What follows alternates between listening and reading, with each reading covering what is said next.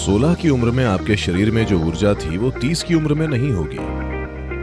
अगर आप बस अपने शरीर में निवेश करते हैं तो उम्र के साथ बिना ये जाने कि क्या हो रहा है आपको दूसरी चीजों में निवेश करना होगा, तब आप देखेंगे कि किसी भी उम्र में हो तब भी आप जीवंत और ऊर्जावान रह सकते हैं।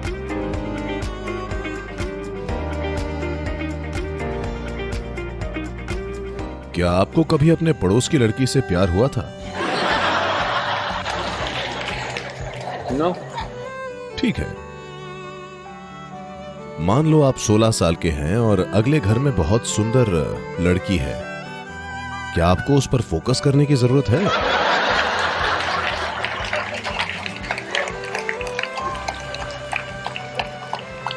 क्या आपको प्रतिबद्धता चाहिए? नहीं, आपको रुचि है। तो आप केंद्रित हैं, आप प्रतिबद्ध हैं, आप हर एक चीज हैं, आप पगला गए हैं।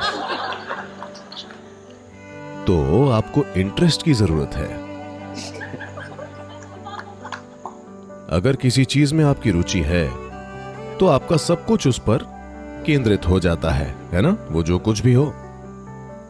पर ज्यादातर लोग जीवन में रुचि लेना नहीं जानते जब तक कि वे हार्मोन से प्रेरित न हो। ये ऐसा है, ये एक विकास का मुद्दा है। देखिए, Every other creature is only interested in that which is either its survival, हर दूसरा प्राणी बस या तो जीवित रहने में रुचि रखता है या प्रजनन में। बस इतना ही, किसी और चीज में इसकी रुचि नहीं है। एक पक्षी, जानवर, बंदर, उनकी रुचि किस में है? कुछ खाने को मिले या शायद संभोग।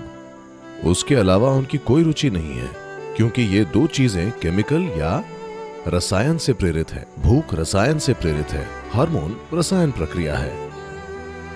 तो ये अस्तित्व का एक स्तर है। जानवरों का अस्तित्व उस तरह का है, आप उन्हें दोष नहीं दे सकते, वे वैसे ही हैं। पर आपके लिए एक विशेष विकास हुआ है। थोड़ा सा नहीं, ये कोई थोड़ा सा विकास नहीं है। हालांकि आज वैज्ञानिक कह रहे हैं between you and a chimpanzee, the DNA difference is only 1.23%. But 1.23% of what? कि आपके और चिंपैंजी के बीच 1.23% डीएनए का ही अंतर है। पर किस चीज का 1.23%? वे ये कह रहे हैं कि अमीबा से चिंपैंजी तक अगर 98.77% है तो आप 1.23% ज्यादा है। ये छोटी बात नहीं है। मुझे नहीं पता कि वे इस 1.23% की गणना कैसे करते हैं, पर जब आप कुछ लोगों को देखते हैं तो यह बिल्कुल वास्तविक लगता है।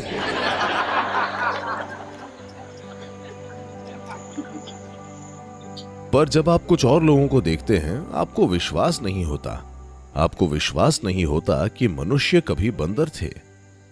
हाँ, इसके बारे में बहुत बहस है कि ये इतना नहीं हो सकता। दोनों तरह से ये सही लगता है। जो भी हो, वैसे ये छोटा अंतर लगता है, पर ये एक बहुत बड़ा अंतर है।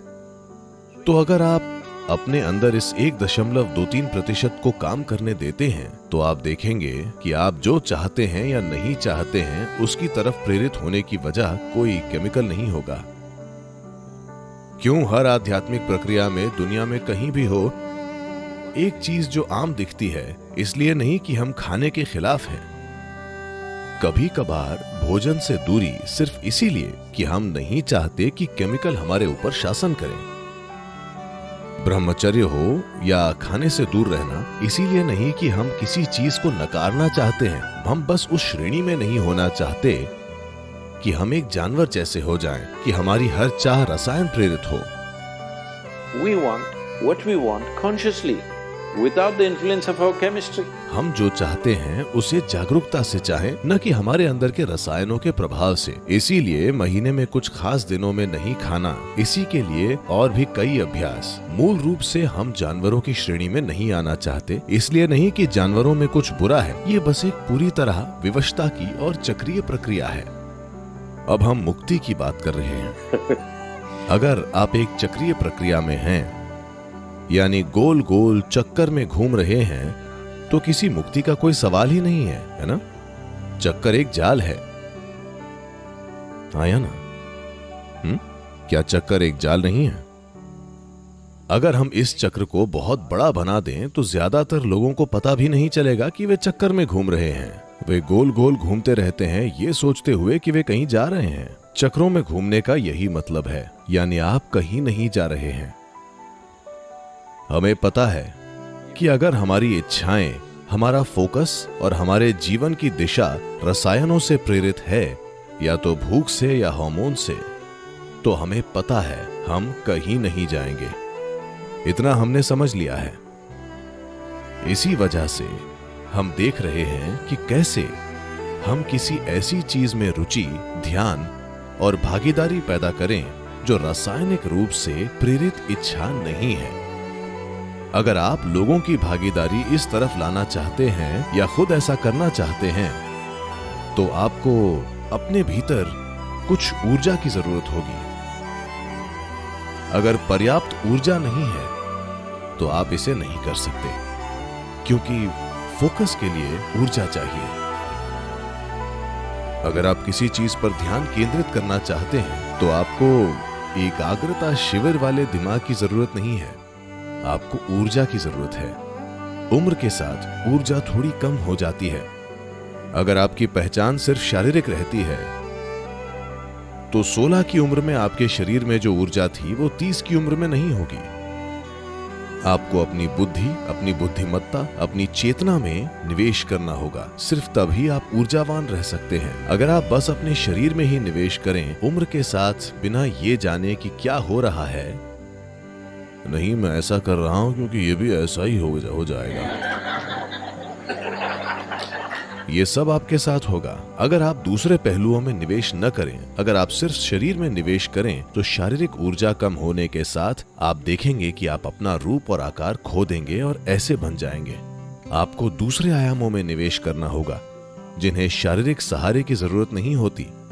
तब आप देखेंगे आप किसी भी उम्र में हो तब भी जीवंत और ऊर्जावान रह सकते हैं, क्योंकि आपकी ऊर्जा शरीर की नहीं है। अगर आप किसी और चीज में निवेश करें तो आपकी जो भी उम्र हो आप ऊर्जावान रहेंगे। तो आपको योग में थोड़ी रुचि पैदा करनी चाहिए, तब आपको फोकस नहीं करना पड़ेगा, आप केंद्रित ही रहेंगे।